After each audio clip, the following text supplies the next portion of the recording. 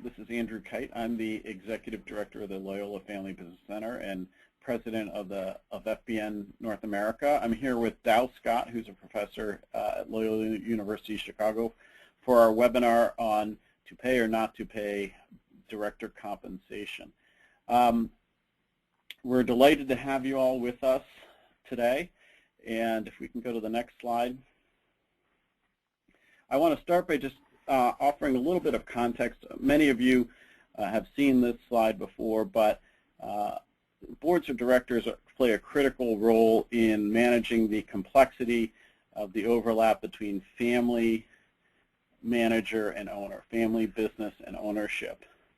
And what we wanted to do is dig a little bit deeper into the structure of boards of directors and how we compensate them to help families understand the unique role that their boards play. And as we all know, there's not a lot of data out there to help families benchmark their board processes because most of the data that's out there is public company data. If we go to the next slide. But we know through research that there are 3 keys to successful transition in every family business. It's family governance, family meetings, boards of directors, and strategic planning. These are the 3 things that are always correlated with successful transition in family businesses. And in this webinar, we're going to really focus on number 1 and number 2 in terms of understanding what are families doing to compensate and engage their board of directors. And at the end of the webinar, we'll talk about family councils and family compensation for their family council members. Next slide, please. But we think it's important to start by grounding ourselves in our understanding of the purpose of a family business board.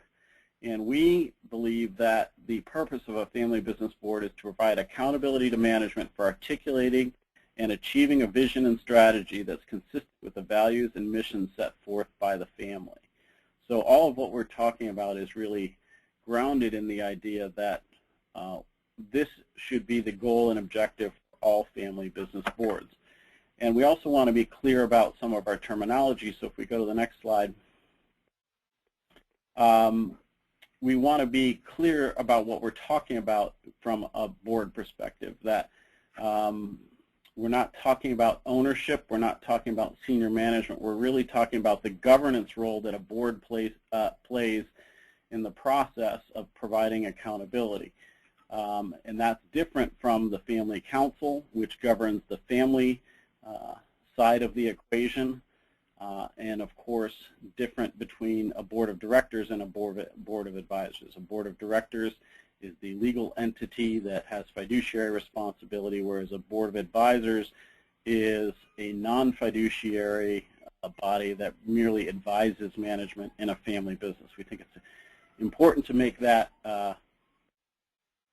clear at the beginning, because as we dig into some of the data, we're going to split out some of the data according to those criteria. Next slide, please. So this webinar, we're going to talk about what do we know about family governance and board compensation. We'll talk about why this study was conducted, and we'll share with you some of the initial data that we've gathered and analyzed, and we'll talk about the future of what we're going to do to dig deeper into this data and how you might be able to use some of this data specifically with your families to benchmark and see where your family is in relation to other family businesses in your compensation practices. Next slide. So we wanted to start with a quick polling question. So in your window, you should now have a question that says, what is your top concern about board compensation? We just want to take an initial temperature of the people who are on the webinar. So if you could just select, we are paying too much, we're not paying enough, we don't have clear expectations for our board, or we're not getting the value we want as a family out of our board. If you could click on which of these reflects your biggest concern about board compensation, we will see where our group lies on this.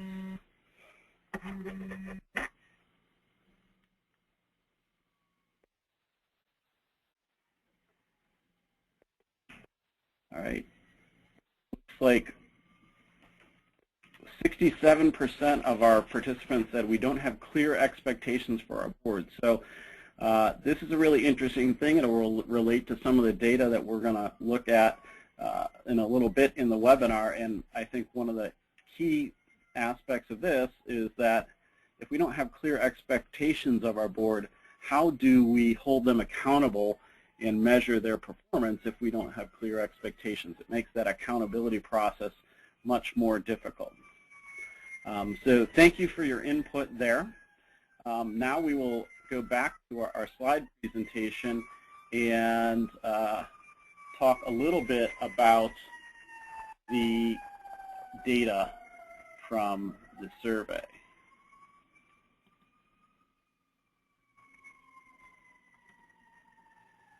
Sorry, the slides are not showing here for me.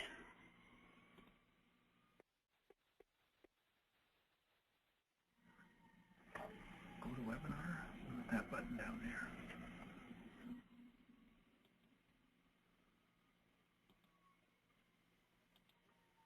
All right.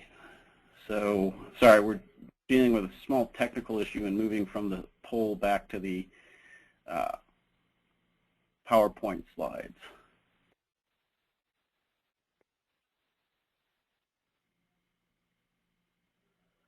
Well, while we're waiting for the slides to come up, this is Dow Scott, and I was quite surprised when Andrew came to me and told me that he did not think there was much information out there on pay and family businesses. And although I've dealt with family businesses over the years, I never really delved into that particular aspect of compensation, especially at the board of directors level. And not that I didn't wanted to believe him, I did go and check, and in fact found that there really is very little information out there in terms of information about boards of directors. One other comment as we move into this data about your poll that I'd like to point out is that we often think about paying people as a way to reward people. There's another way to think about paying people, and that's forcing senior management and owners to decide exactly what they want to reward and what's important. And one of the things about your poll is not having clear expectations. When people start thinking about paying board members, I suspect that that will clarify their thinking to a great degree. But in any event, as I mentioned, working with Andrew, that we've basically spent considerable time over the last, I guess, about a year, thinking about what questions should be asked, what information would be very helpful in terms of family business as it related to directors. And we put together a task force and ran, issues, questions by them, and they were very helpful in helping us clarify what should be asked. We basically came up with a three-part type of survey. Well, I guess I'd say 4 parts. One part is in terms of the boards of directors. The second part is in terms of boards of advisors. The third is family councils. And then the demographics, the size of businesses, the type of businesses that we were dealing with. And we put the survey out. It took a bit longer to collect the data than we first thought for those that did participate. But we did get 246 respondents. And we basically, those respondents, primarily CEO, presidents, and chairpersons of the board. So the data that you're going to be seeing today is from a very knowledgeable, selection of people. So we're delighted that the interest in this survey was at this level. In fact, that's what we had hoped it would be. The companies that we did survey, 70% of those companies represented companies of less than 500 employees. 30% were above that. So, as a rule, family businesses that did respond were a bit smaller. Once we dug through the data, and believe me, as we're touching on the top of the iceberg here today in terms of data, but we cleaned the responses, and we are dealing with something like 400 different aspects of director pay and family business. We have a lot of interesting information to deal with here. And so today what we're going to do is simply report some of the initial analysis, which in academics you'd probably call your descriptive statistics. And so that's what we have to share with you. So, and in this discussion, both Andrew and I are going to comment as we go along on these slides. So this is not just sort of a one-on-one with me in this case. So if we go to the next slide. Okay. So just, some of the basics. From our study, about 60% of the organizations that participated in the study had boards of directors. 22% had boards of advisors, and family councils, companies had 36%. Now, of course, that doesn't add up to 100%, and the reason, of course, is that some companies had multiples of these combinations of governance. And one of the interesting things that we found is that there are a couple of families that have both boards of directors and boards of advisors, and it would be interesting. One of the things that I think as we look forward to dig into more deeply is in those cases, why would you have both? Because I think traditionally people think of it as more of an either-or thing, but there were a few families that had both. Okay. Yeah. Certainly boards of directors on average have been around a lot longer than the other two types of governances. And I guess I was sort of surprised that the average years for family council was a bit younger, not much younger than the use of boards of advisors. Mm-hmm. Next slide. Okay. So here's sort of a composite view, and you can take a look at this this slide where, what are your boards of directors? And we're focusing on that aspect of the business. What is the board of directors composed of? And in this case, you can see that, family members employed by the business is 90%. I'm not sure quite what the other 10%, if you don't have family members on the board of directors, I'm not quite sure what that would look like. But we do have notions of family members that are not employed by the company, employees not family members, and independents that are not family or employees. And a quick comment there is some initial research we did in 2003, the percentage of families that had independent board members was much lower than this. So we're actually very happy to see that the use of independent directors is in that 75% range for families. Yeah, just a quick comment. As I said that about family members employed by the company, 90%. I guess there are cases where maybe boards of directors are represent family members that are not employed by the company, and I guess I could understand that particular scenario. Let's go to the next slide. This is the numbers of people that are on boards. You can see that the lion's share, the biggest group, 60+%, is the 6 to 10 members on the board, which sounds like to me a very manageable number. A few boards are smaller, and fewer yet are bigger than 10. Next slide. This is an interesting slide that really gets to the issue of how do people end up on the boards? How are board members selected? And what we've done is divided this into two categories.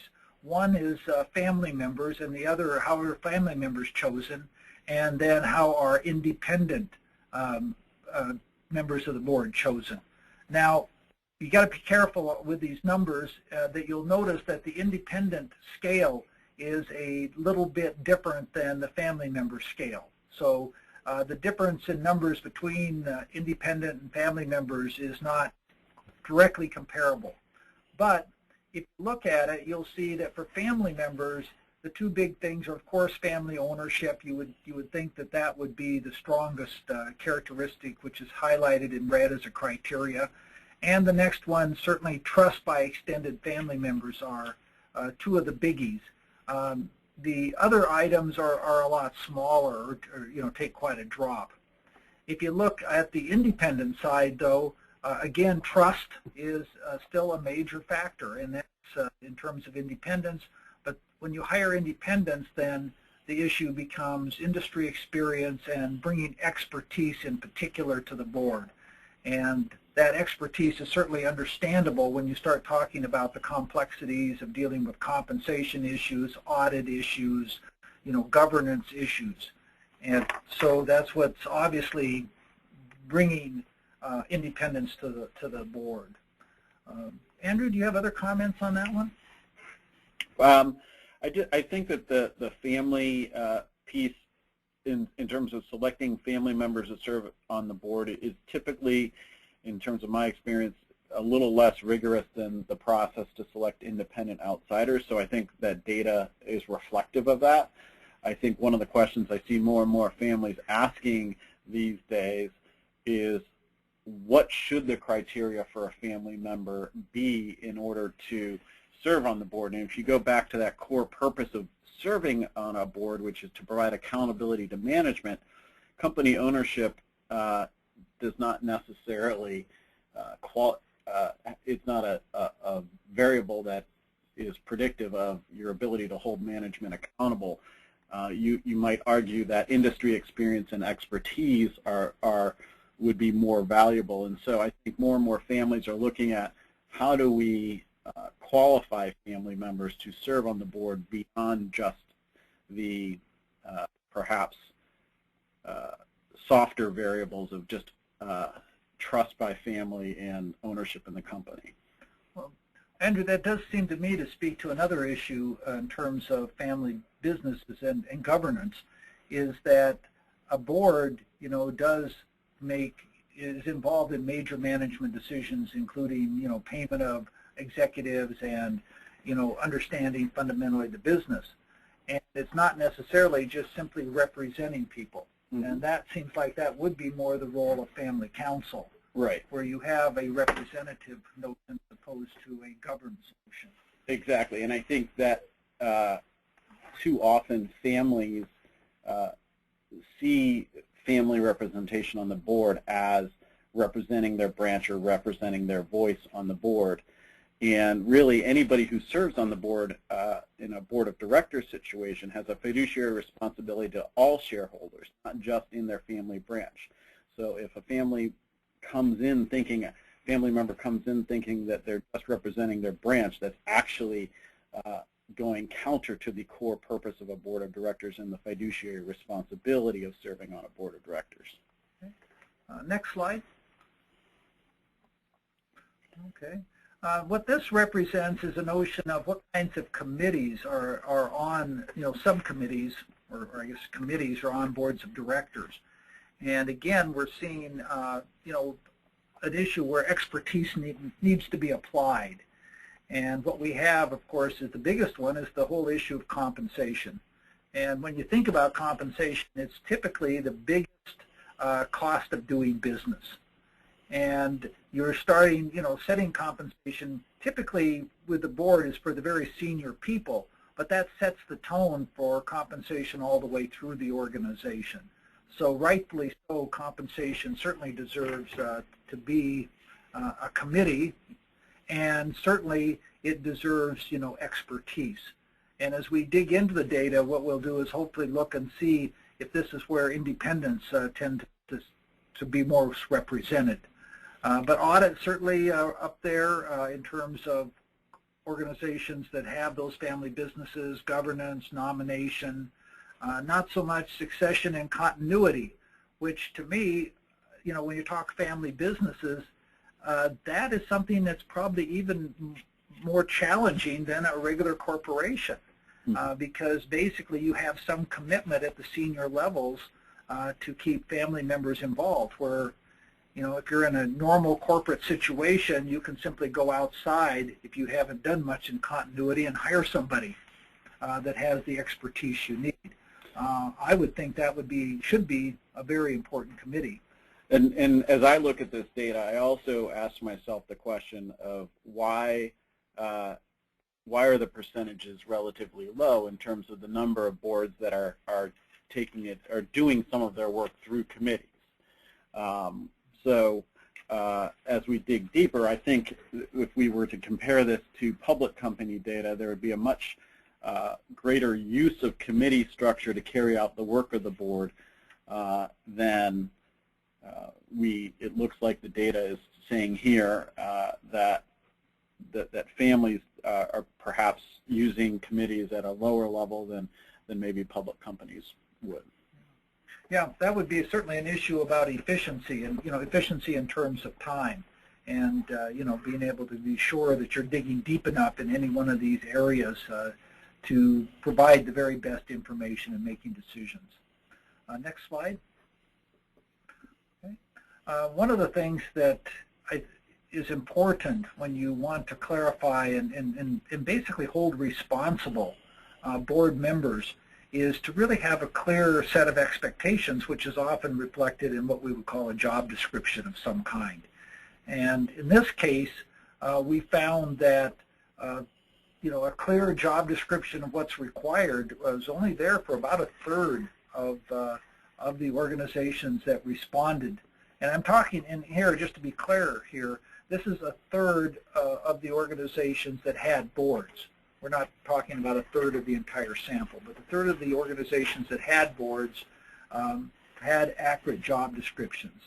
And that's actually very similar to what we saw in terms of the people on this webinar, that about the same percentage said that the concern was that we don't have a accurate description. Oh, good observation.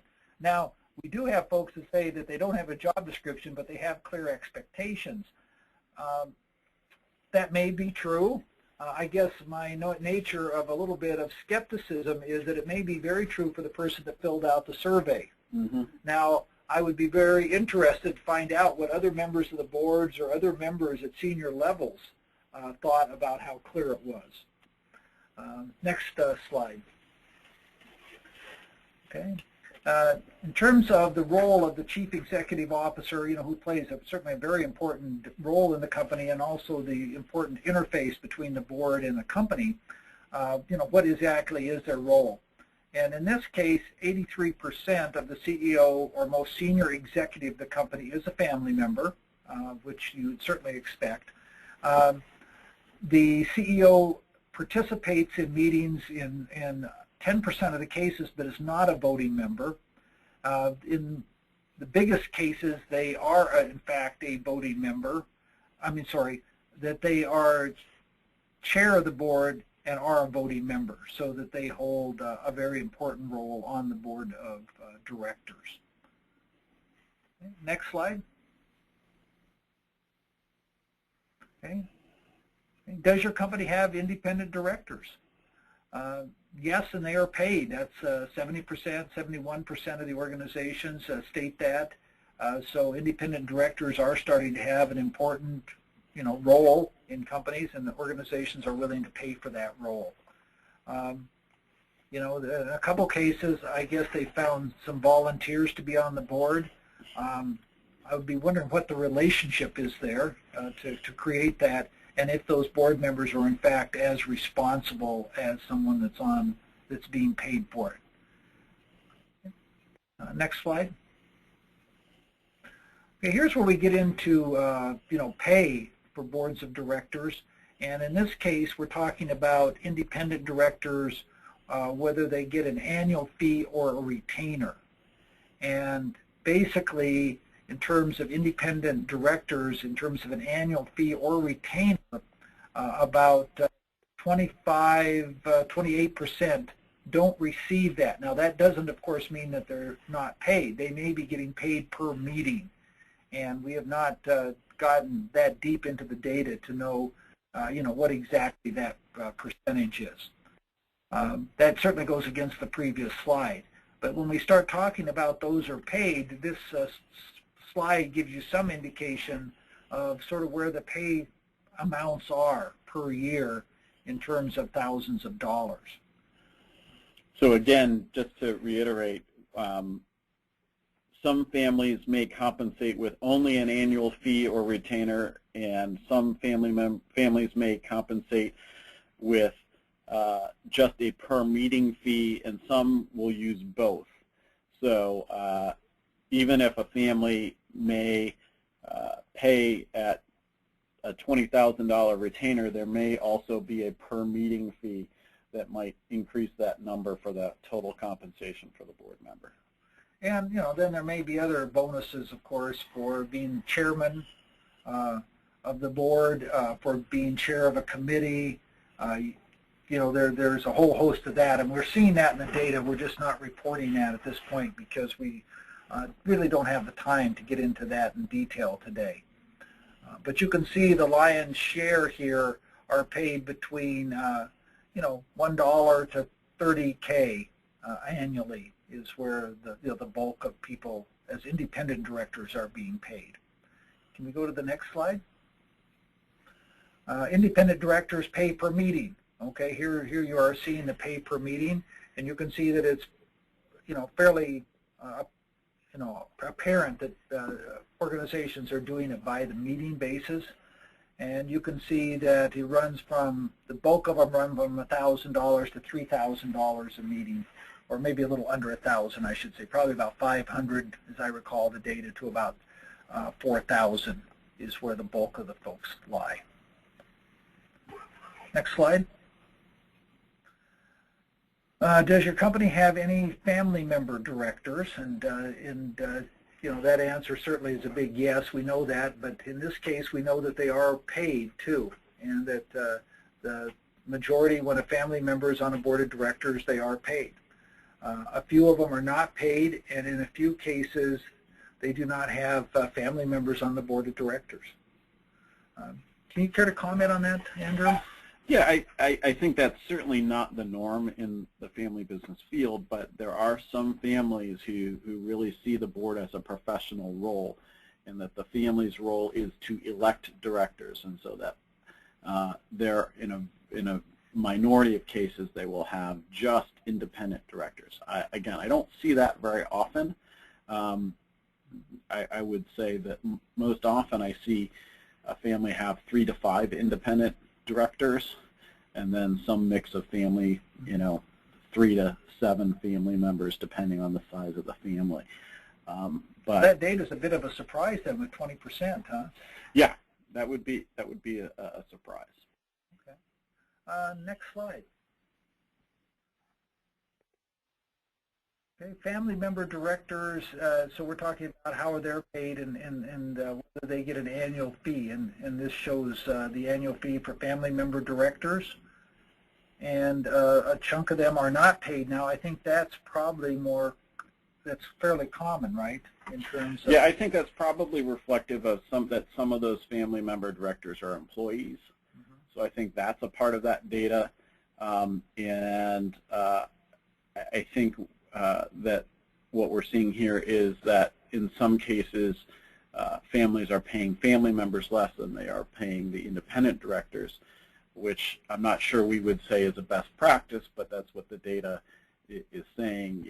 Theoretically, the family might make the argument, well, a family member is not as qualified as an independent director, so we may not pay them less, or we may pay them less because of that. I think our belief and our recommendation is always that your directors should be fully qualified to fulfill the role of providing accountability to management, and then thus a family member should be equally as qualified as an independent director. Okay. Next slide. Okay. Payment per board meeting. You can see that, again, payment per board meeting looks like it's a relatively popular methodology for paying people. And again, what we need to do is look down and see what the combinations are in terms of both a fee and or a retainer and board meetings. Okay. Next slide. Okay. One question that we had was, do directors pay, how is it determined, and are there perks and benefits that go along with it? And the determinants of pay was, the three big ones was owner input, what's been paid in the past, or informal surveys or informal contact. Especially given the sizes of the business that we're looking at in this study, I was quite surprised, because pay surveys are used pretty widely to determine, how much should be paid, for people that have this kind of responsibility and for people that are being paid, are being paid this much. So that was a surprise. The data showed that very few of the family businesses that responded actually used any kind of formal pay survey tools. And to give you a little bit of what I hear families say is that there's really, and this is really speaking to the importance of this survey, is that there's not access to data on private companies, that the data that's available is primarily publicly traded companies, and the role and expectations of a board member for a family business are often very different from that of a public company director. So this is really consistent in terms of my experience of how families make these decisions, that it's much less formal. And I think one of the goals of this survey is to give families a little more concrete data to inform those decisions. Okay. In terms of perks, the kind of perks, the big perk we saw was that about 30% of the companies have some kind of special event at board meetings. Spouses may be invited to attend. They may provide travel to the meetings and expenses to the meetings. Those are the primary kind of things.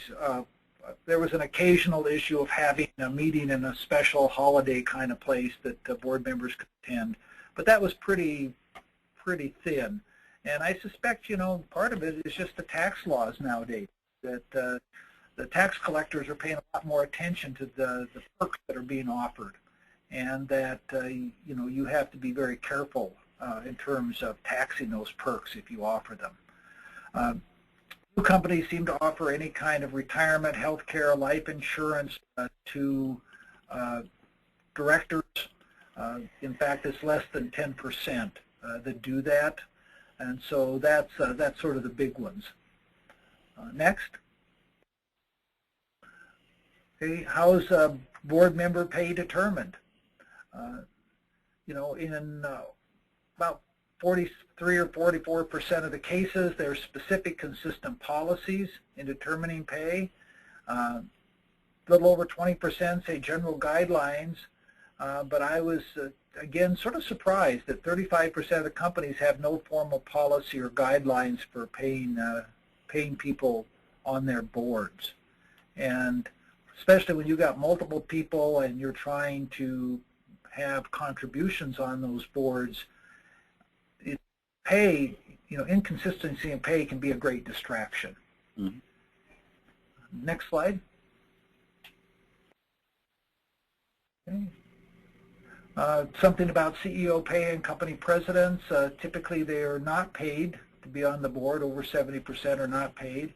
A few are paid at a reduced amount, and there are, about 25% of the companies looks like they pay the regular amount to CEOs. So if CEOs are on the board, they get paid like everybody else does for 25% of the cases. Yeah, and I think that the theory is that if you're an employee of the company, your service on the board is theoretically a part of your job description, which is why you see the large percentage of CEOs and presidents who are serving on the board not being paid. Next. Board contribution to the business. One of the questions you just have to ask, is that, are boards worthwhile? And how do companies see their boards? And we have a case here where the lion's share see their boards as valuable and very valuable. Now, one thing that we haven't shared with you, and we still have to sort out in the data, is that we have reams of information about how boards can be improved. And people really were very lavish with their comments and suggestions on how to improve boards. So I'm looking forward to really digging into that data. And I'm really happy to see this.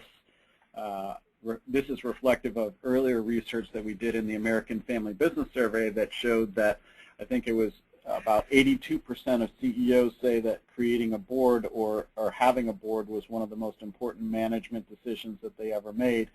So this tends to also reinforce that idea that boards are making a valuable contribution to the business. So for any family that doesn't currently have a board, I think this data should tell you that boards are important and boards are valuable.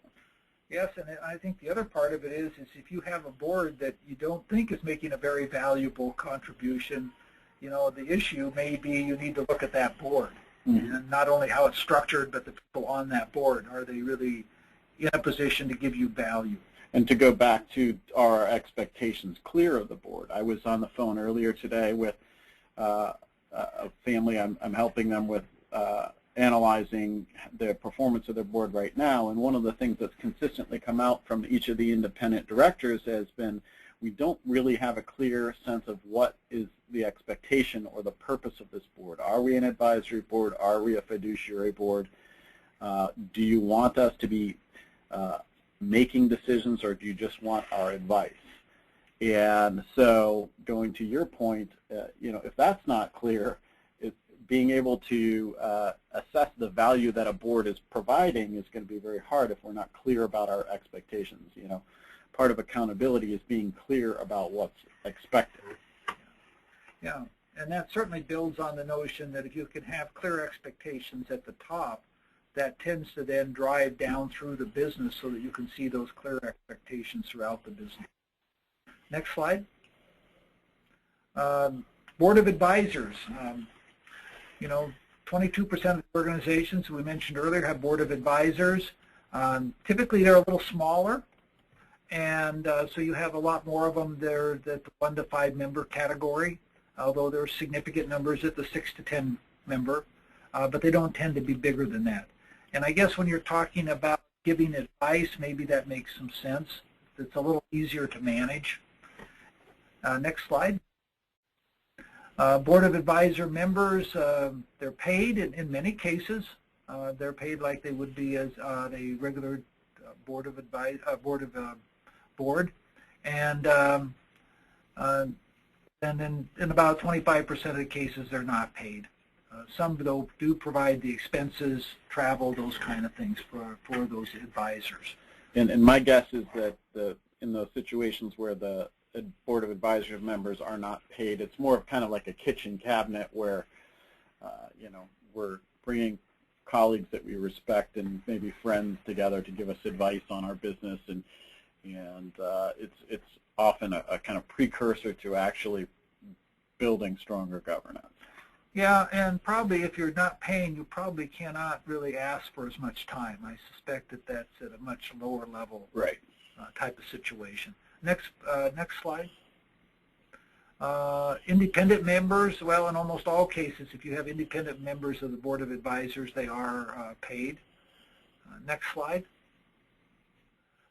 Family council. 34% of the organizations had family council, and as you can see here, most family council members are not paid.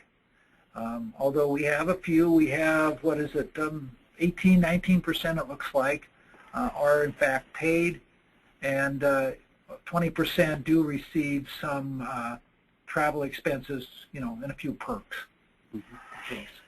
Well, I think this is reflective of going back to the earlier data that showed that the average date of the start of the family council as being 2004. I think the advent of family governance really, from field perspective, started later in the life of the field. So the whole concept of having family meetings and having a family council has achieved more popular notoriety or acceptance starting in the 90s and early 2000s. So this whole notion of family governance is still in its infancy. But we know that if you work hard to keep the family unified, that you are increasing the likelihood of these success of your family business across generations. That the data shows that it's usually not business problems that prevent a family from moving from one generation to the next. It's usually keeping the family unified about the direction, the vision, the strategy of the company.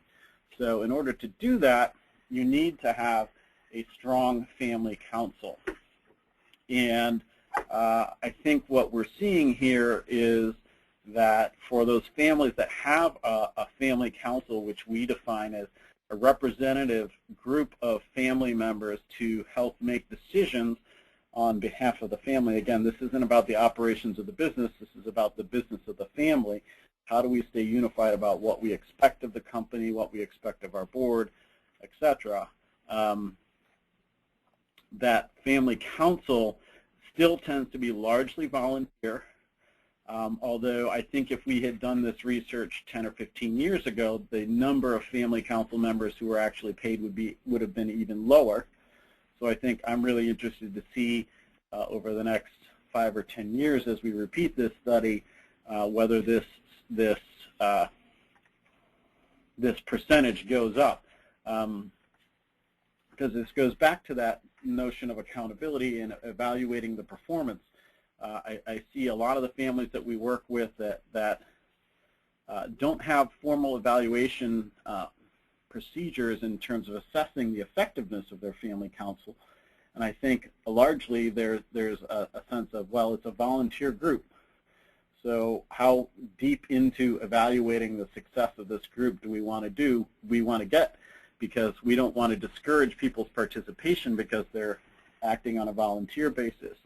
If we start paying people, there's often more of a sense of we can hold these people accountable, we can have expectations for them, and make assessments about the success of that group. I suspect that the whole notion of professionalism of family councils vary considerably, and in part it probably has to do with the size of the family that's being dealt with. And if it's 3 or 4 people that represent the family and are the family council can be 3 or 4 people and not paid. Right. But if you're talking about a number of people and these are representatives, then you are certainly talking about a notion of pay and responsibility. Right. And how much time is required of the family council member? As many of you may know, for many families that have a lot of family members, the family council chair and/or family council member can be actually a very significant, either part-time or even a full-time job in many cases, and we certainly know of families that have made it a full-time job. In fact, there are a number of families that we are familiar with that actually have hired a non-family member to be the director of family shareholder relations for their family businesses. So that's a new and emerging kind of role that we're seeing in family businesses. Now, I was just going to say that there was one question that came in, that we've had a couple of questions come in from our group, but one question came in about how does the family council interact with the board when the board is comprised mostly of family members plus one independent director. Now, in that situation, it's touching on that really complicated challenge of a family business is how do we determine what is a business issue and what is a family issue? And one of the potential downfalls of having a board comprised of mostly family members with only one independent outsider is that at a board meeting we end up in discussions about things that are really family issues and not business issues, and so that the family issues tend to bleed into the business. And if we go back to that core purpose of a board of directors, that we end up not really serving that role of providing accountability to management and making sure that management has a clear strategy, a clear vision, and we end up talking about things that really are family issues that should be dealt with outside of the business. So if you establish a family council to handle some of that, which some of the issues may be getting the family on the same page about things like dividend expectations, about estate planning, about any number of the kind of family issues. Separating that from the board discussion of do we have a strategy, and is our management working effectively to achieve that strategy in the interest of the shareholders. Separating those things provides a little bit clearer boundary between what is a family issue and what is a board issue. And what I've seen, and certainly the theoretical foundation behind the idea of independent directors, is that if you have more independent directors, that you will be drawing a clearer boundary between what is a business issue and what is a family issue, because you're not going to get into the family fights in front of an independent director that you might if we're just family.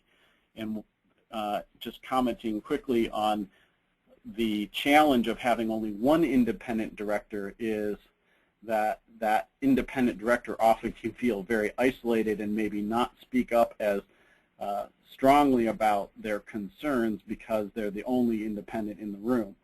Whereas I see many families have 3 directors because that's more of a quorum, and they have colleagues that they can talk to and perhaps be a little bit more vocal about their concerns.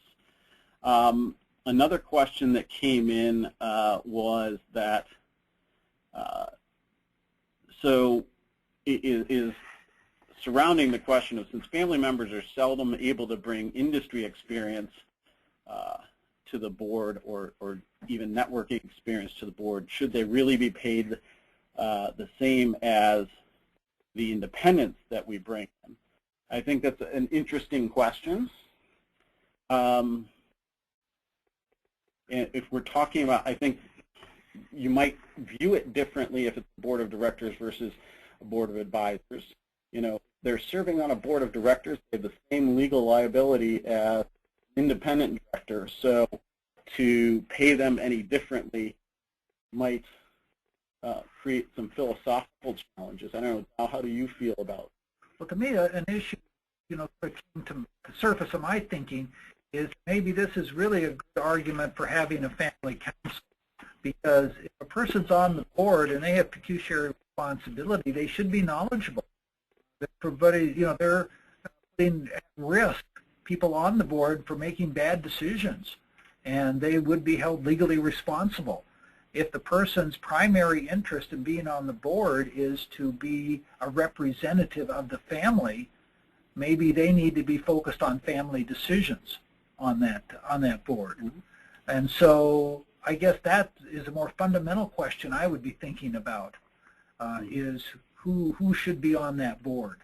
Yeah, and I do think that sometimes having a subset of, having a skill set that you're looking at on your board being knowledge of the family and understanding of the family and being a bridge between a family council and the board, that can be a skill set of a board member, just as you might have somebody who has skills with audit or skills with technology, that having somebody who has a depth and understanding of the family dynamics, and how any board issue might affect the family, that you could see that as a valid skill set or criteria for a board member. The other piece of that, though, too, is educating people on the board to, you know, the business, to, you know, the responsibilities of a board, so that they can make a viable and good contribution other than simply being a representative. Mm-hmm. And more we're seeing families making that part of their family council education agenda, is educating people about what actually happens at a board meeting. One of the families that I work with, at the beginning of every family meeting, the chairman stands up and does a 10 or 15-minute discussion about what types of issues are talked about at the board level, so that every family member understands that it's not always a glamorous, you know, you think it's this big power position or something. Often there's a lot of nitty-gritty hard work that goes into these board discussions. We have another question that came in is about, do we have any recommendations as to what or when a next generation member who's working in the family business might sit in on board meetings as an observer? Well, no, that's a question. So we did ask some of those questions in terms of development that we haven't shared at this point in time, and we will be in future data. It's future, presentations and future, reports and articles.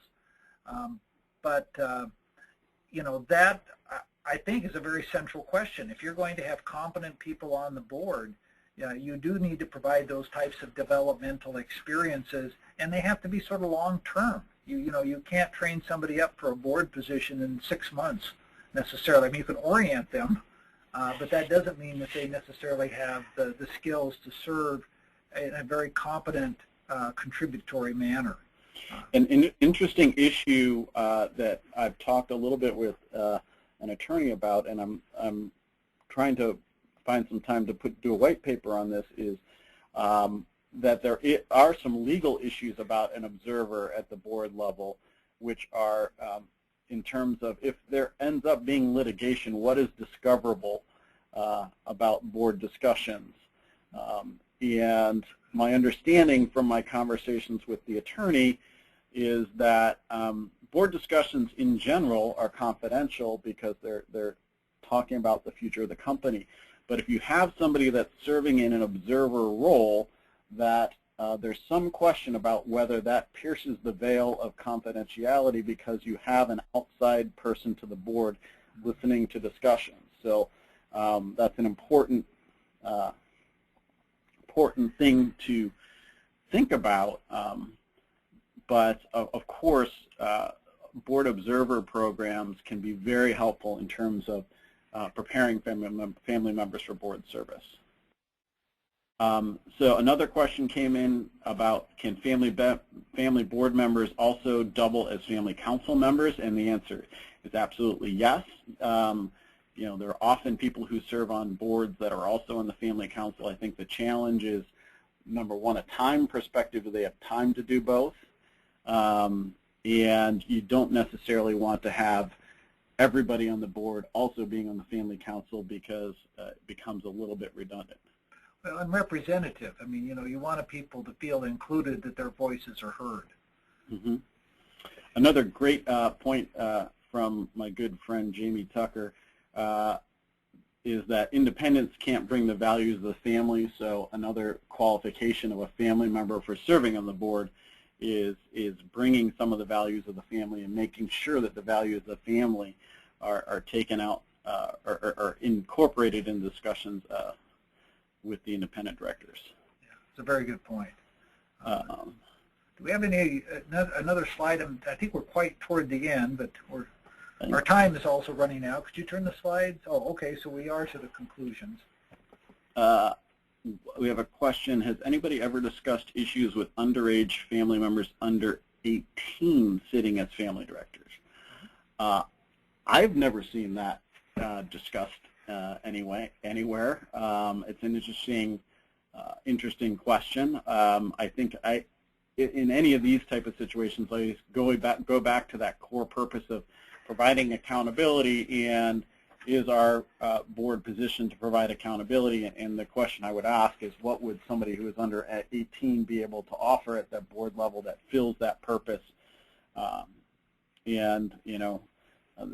I'm not opposed to the idea that there might be a brilliant 17-year-old that has some sort of either technical or family skill set that could be valuable, but it's not something that I've seen.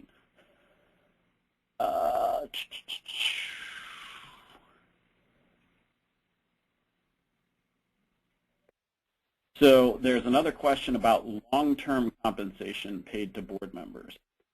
Any initial data that you saw in terms of?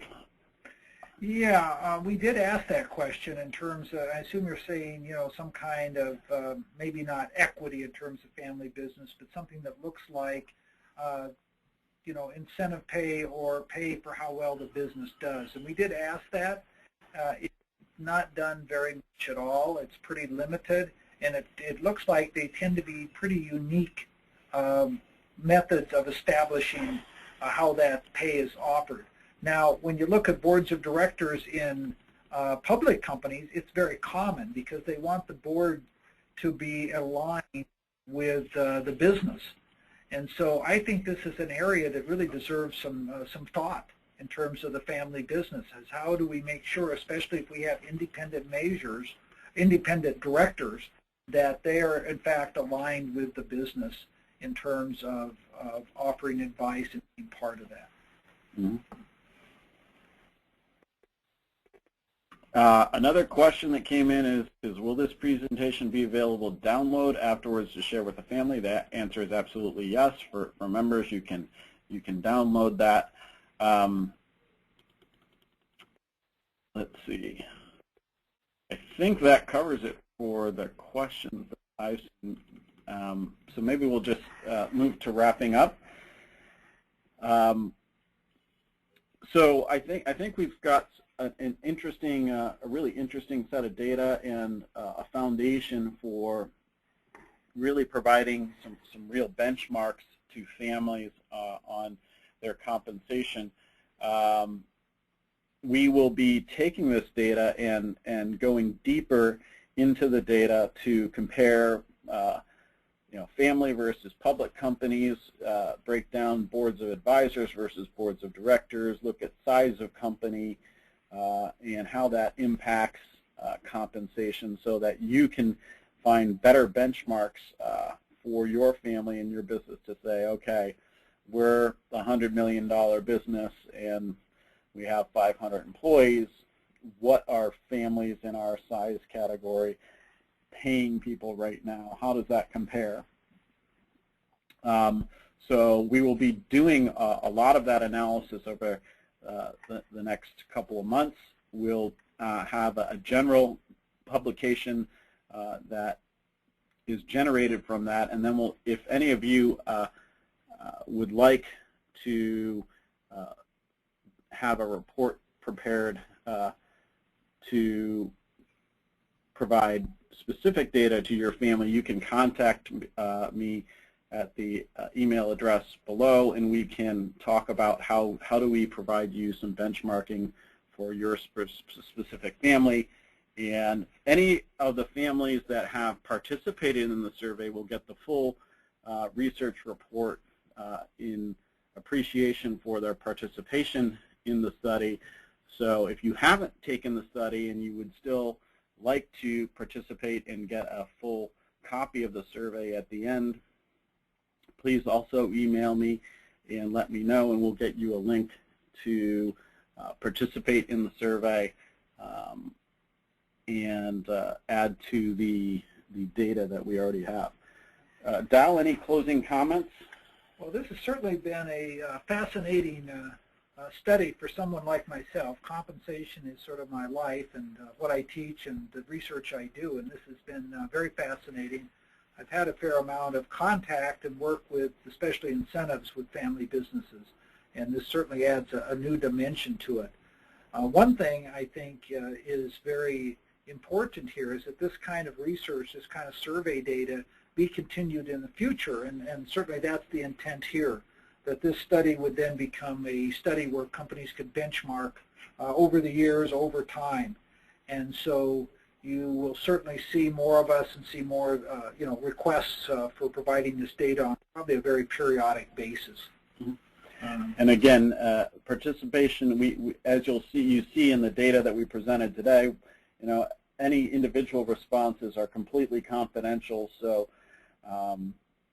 we really rely on the input and engagement of our family business community to develop this data and provide you these benchmarks, and we treat that trust very carefully. So please know that any individual responses are completely confidential. So thank you very much for your time. If you have any further questions, please feel free to email us and discuss further, and we hope to see you at a future webinar. Thanks. Bye. Okay, all right, that went well.